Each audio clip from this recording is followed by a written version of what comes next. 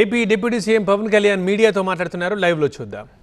Phone వస్తే నా రెండో కొడుకు మార్క్ శంకర్కి సంబంధించి ఒక సమ్మర్ క్యాంప్కి వెళ్ళారు.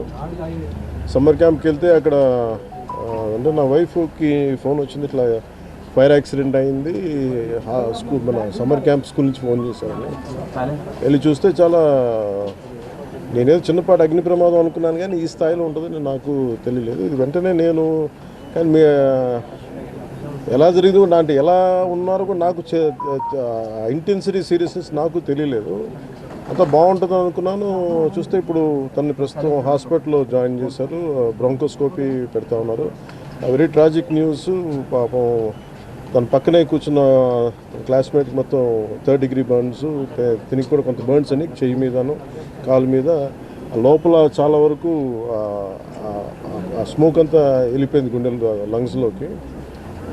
దానికోసం ఇప్పుడు బ్రాంకోస్కోపీ చేస్తూ ఉన్నారు. ఆల్రెడీ ఇంకో పసిబిడ్డ కూడా చనిపోయింది. చాలా బాధ అనిపించింది.